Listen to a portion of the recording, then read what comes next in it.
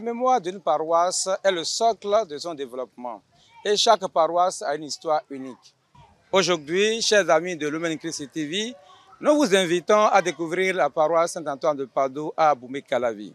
Cette paroisse a été créée en 1898 par le zèle missionnaire des pères Ménager et Jean Doris. Cette paroisse créée par les pères de la Société des missions africaines est un symbole et continue de rayonner sous la mouvance de l'Esprit Saint.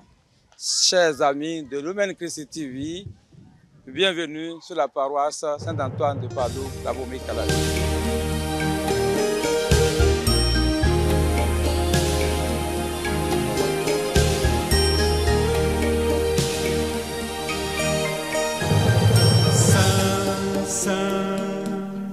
Saint-Antoine, très grand, Saint-Antoine de Padoue, priez pour nous.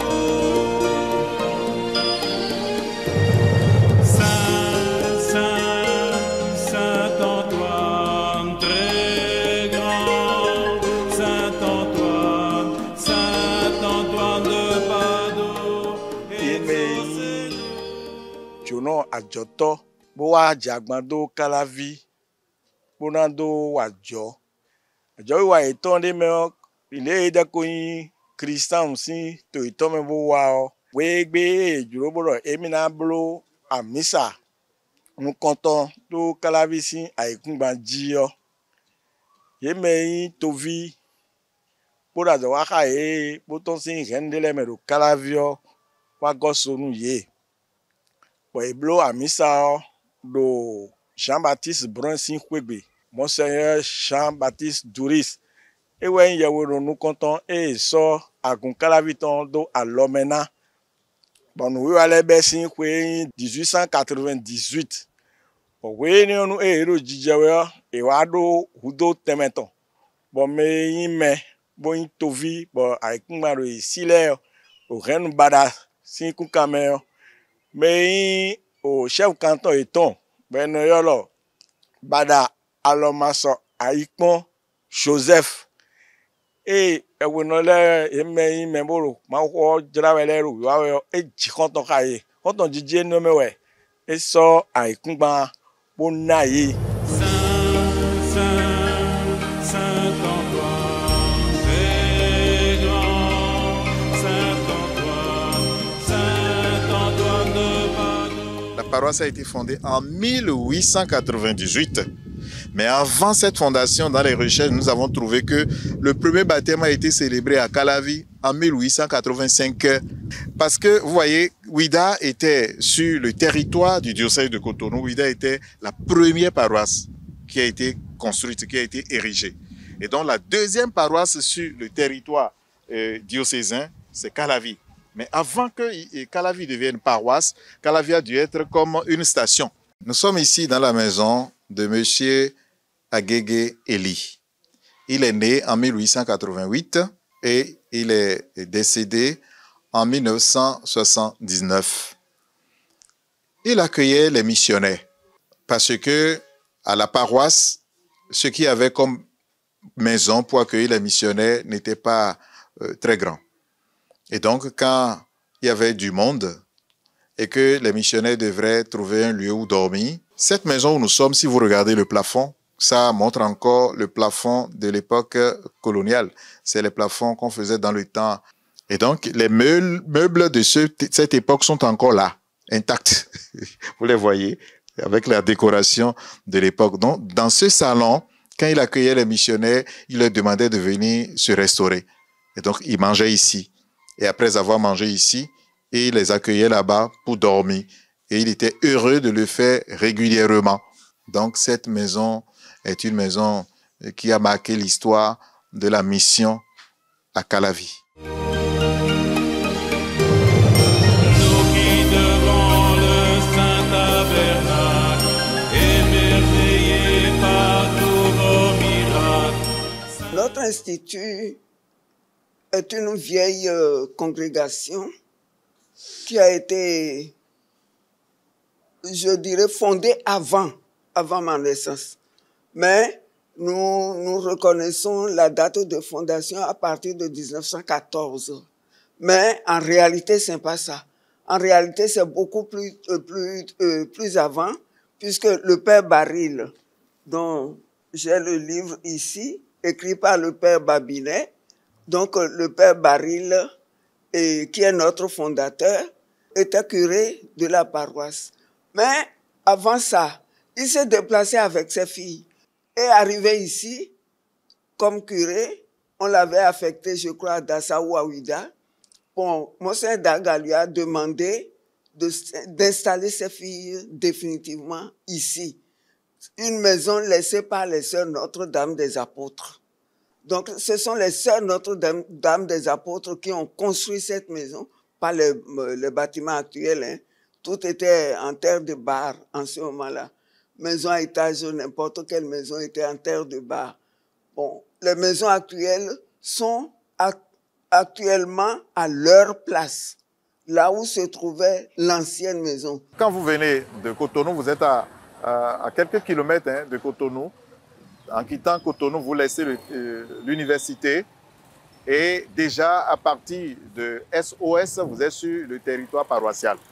Et nous, dans la zone de Kota, à partir de Kota, vous êtes sur le territoire de la paroisse. La paroisse est séparée de Bakita par la voie qui va à Wedo et par la voie qui va à l'Ambakadé.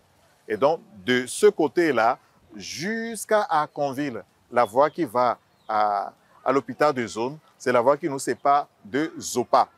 Et vers le bas, de l'autre côté, c'est la rue après la SBE, l'agence de SBE, cette rue qui descend vers le lac, nous sépare de Godjo.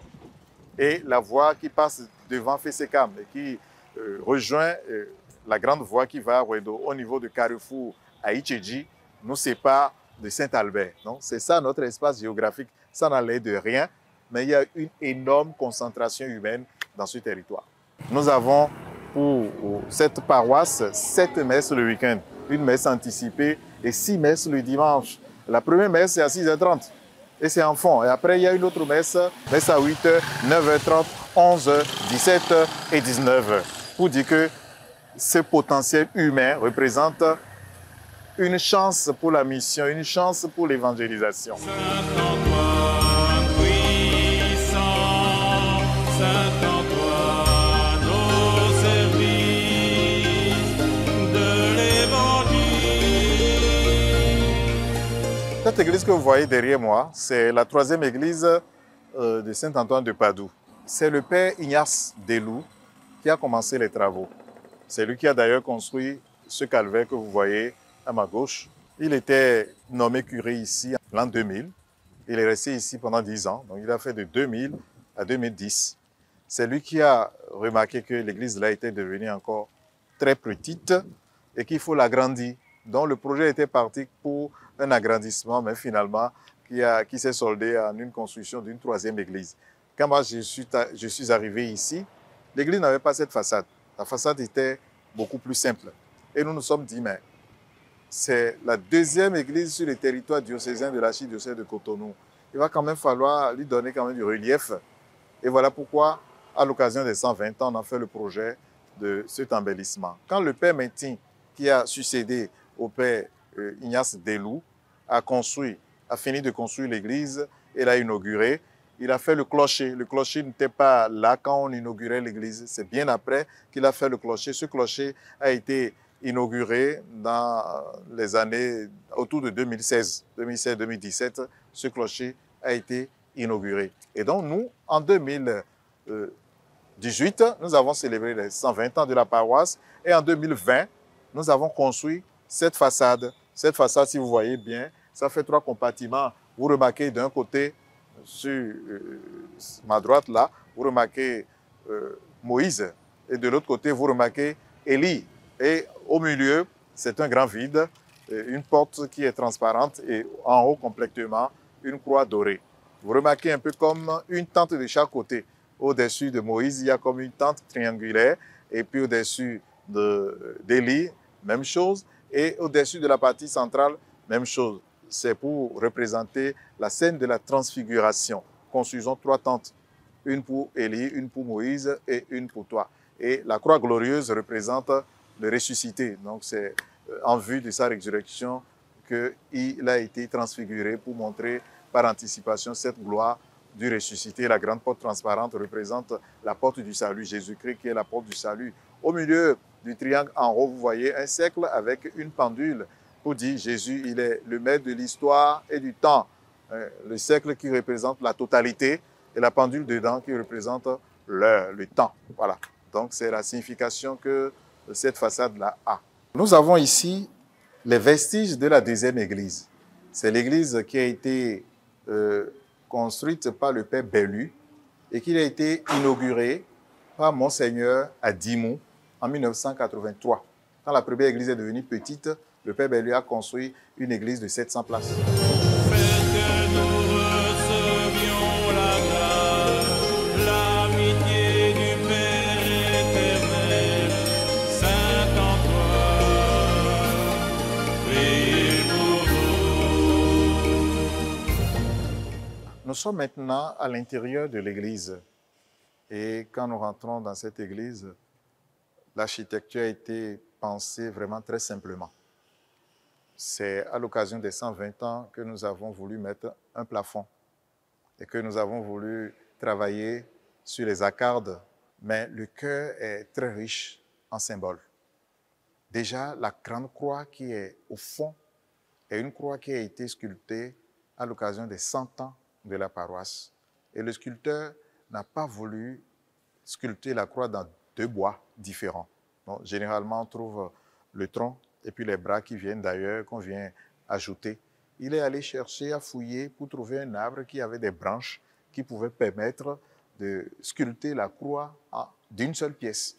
Et cette croix a été sculptée dans un seul bois, d'une seule pièce. Et puis après, on a fait le bois par derrière. Le crucifix est sculpté d'une seule pièce et le bois de la croix a été fait par derrière et puis posé, le crucifix a été posé sur la croix. Quand vous regardez, vous avez aussi l'autel. L'autel et les deux ambons forment une seule unité. L'autel, il y a un rond là, ça représente une tête, la tête d'un homme. Et les deux bras que vous voyez sont les bras de cet homme qui est baissé et qui porte le monde, et qui porte le poids du monde. Et ses mains se prolongent dans les deux embons. La table, c'est la table eucharistique.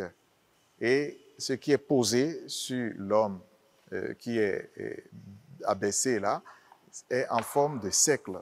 Et ce cercle-là, nous avons un demi-cercle d'abord qui est posé sur la table et un autre demi-cercle qui est en bas.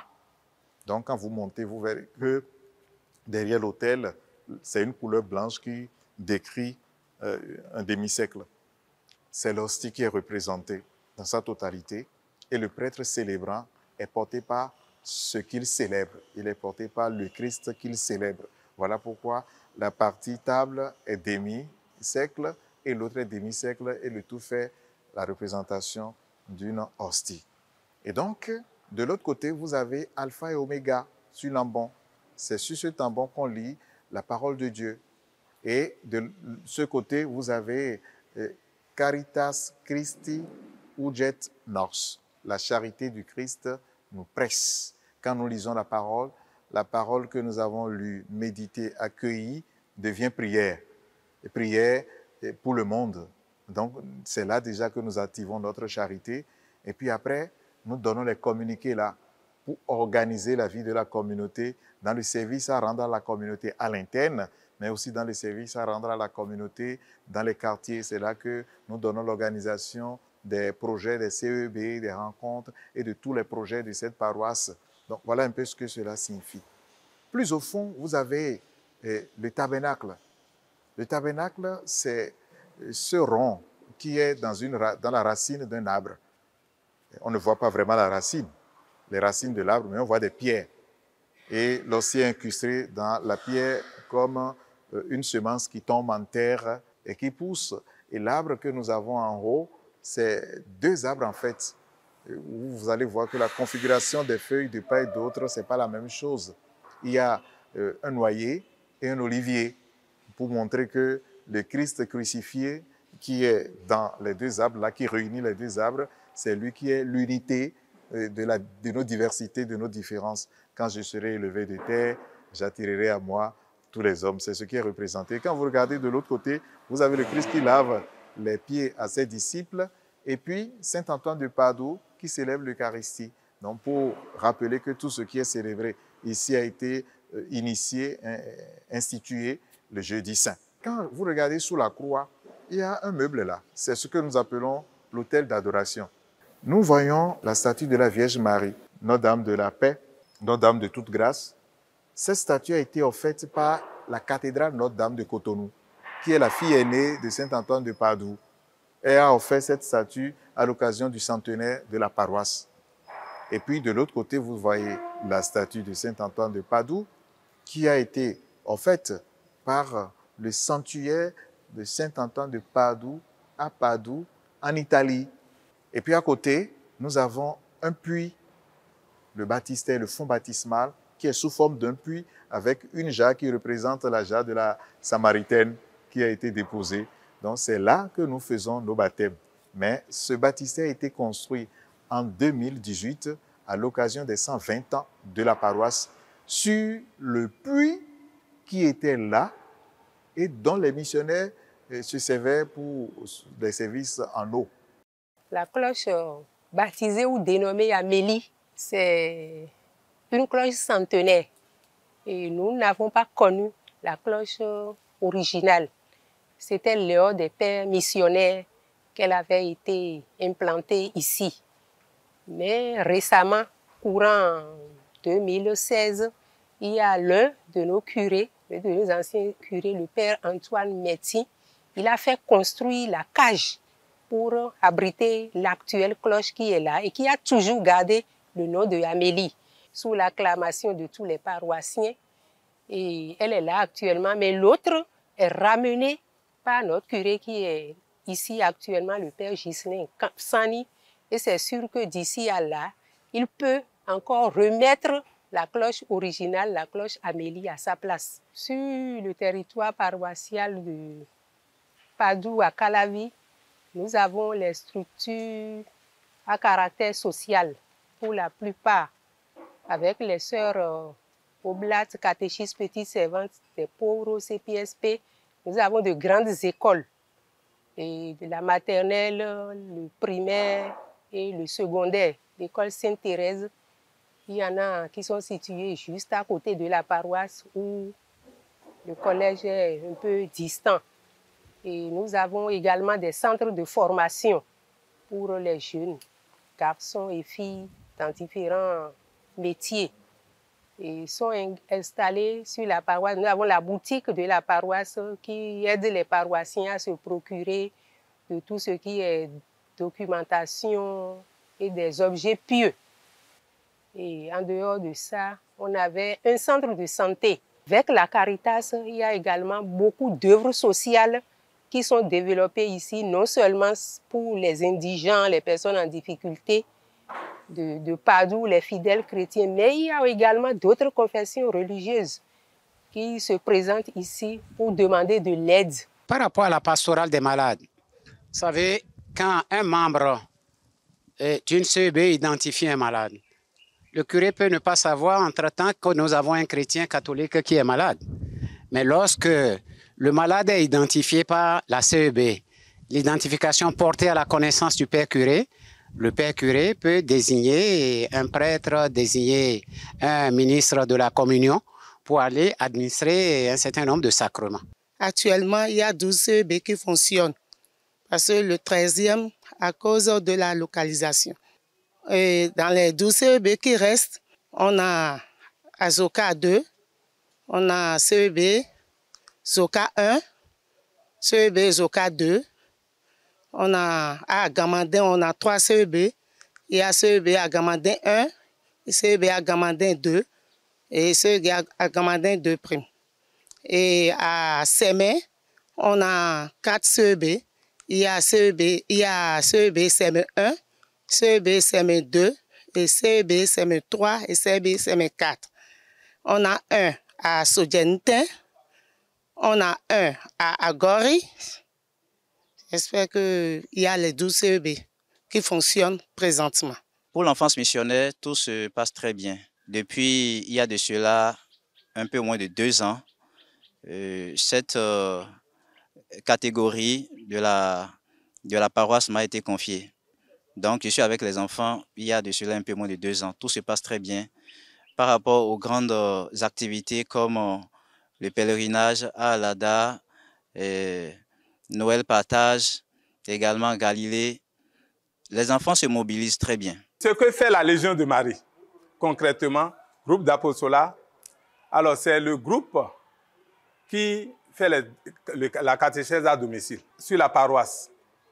C'est des gens qui vont vers les malades à domicile, avec ceux qui ne peuvent pas venir, aident les prêtres à aller remettre la communion, donner la communion, baptiser ceux qui ne peuvent pas venir ici. En matière de chorale, il y a une dizaine, 5 chorales en langue et 5 chorales d'expression française. Et en ce qui concerne les groupes de prière, les chorales, nous avons la chorale Saint-Quisito pour les enfants, la chorale Don Bosco, la chorale cécilienne au son de David, Cœur Siloé, Tobavi, Ranye, Alouasio, Serquignon, Adjogan. Nous avons 15 groupes de prière. Je vais citer quelques-uns. Il y a la Légion de Marie, la Fraternité Notre-Dame du Sacré-Cœur, Notre-Dame de la Visitation, Notre-Dame de Fatima, Notre-Dame de Montligeon, Divine Miséricorde Saint-Michel, Feu Nouveau, Renouveau, Communauté Fraternelle Emmanuel. Quand j'étais arrivé ici, la fête de Saint-Antoine de Padoue, c'est une fête terrible. Ça rassemble tout le monde, et féticheurs, et tout le monde, et vaudouistes, tout le monde. Les fils de Clavi, tous les fils de Clavi Centre, les diasporas de Clavi, ils sont tous là. C'est parce que là, chaque année, il y a la fête, ça se prépare et c'est très bon. Avant de demi moro comme filet, puis après mi dodu kwede. Mi tongege de me. Ntongege ntum avali fio bisi nkoblando. Avant elo demi dodu 120 ans. 120 ans blo kwe canton do kwe ogbe. Ya we ho we go ne do finene. De ba de obodo rezeon. Saint-Antoine mi tonde jedo we canton gban 110 ans. Bon mon père do po jamblo premis ton gwe go rien avant. Wow. Mi gbabo yibo do du kwe o. E we nde do rezeon. Bora paton e do Saint-Antoine sin d'idea. Mais puis ogbe jemi do du kwe de bon me bi do gwe ogbe. Notre curé actuel est à cheval.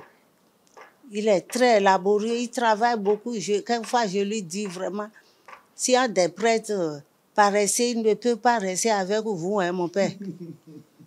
Je lui ai déjà dit ça. Donc, avec le bâtiment qu'il est en train de faire aussi pour le catéchisme. Pour que la paroisse soit ce qu'elle soit aujourd'hui, personnellement, pour moi, c'est un mystère. Je ne comprends vraiment pas comment le Seigneur a pu inculquer sa parole aux gens pour qu'ils deviennent catholiques ou ils sortent d'autres religions ou bien ils perdent leur chemin, ils reviennent. Le Seigneur est grand. Nous remercions Lumen Christi TV et leur reportage, le présent reportage, va sûrement apporter un nouvel éclairage sur l'importance de la vie communautaire que nous vivons, sur la vie du chrétien que nous sommes et surtout notre appartenance à ce passé, j'allais dire, glorieux pour notre foi et ce passé qui rend notre paroisse célèbre. Je voudrais ici, pour terminer, rendre un hommage particulier à notre père curé, le père Sani Fataï, Ghislain, pour la dynamique qu'il a impulsée. Si la pastorale se vit bien, c'est parce que nous avons des collaborateurs de qualité. Nous avons tous ces paroissiens qui nous aident. Déjà, je commence par les deux conseils, le conseil pastoral paroissial et le conseil aux affaires économiques, qui sont très ouverts et qui travaillent avec beaucoup de détermination pour le bien de cette paroisse. Et puis, je voudrais vraiment les remercier. Remercier tous les fidèles. Vous voyez, vous avez beau avoir des idées, des programmes d'évangélisation. Si les fidèles ne viennent pas, vous ne pouvez rien faire. Longue vie à notre télévision Lumen Christi, longue vie à nos pastorales paroissiales. Que le Seigneur nous bénisse et nous renouvelle. Je profite pour souhaiter une joyeuse fête de Pâques à chacun et à tous. Que le Christ ressuscité nous illumine et nous renouvelle dans le feu de son amour. Amen. Que Dieu vous bénisse. Chers amis, nous venons donc à la fin de cette émission. Nous espérons qu'elle vous a permis de mieux découvrir la paroisse Saint-Antoine de Padoue à Bombé-Calavi. Nous nous retrouvons très prochainement sur une autre paroisse et pour d'autres découvertes. Merci de nous avoir suivis. À bientôt.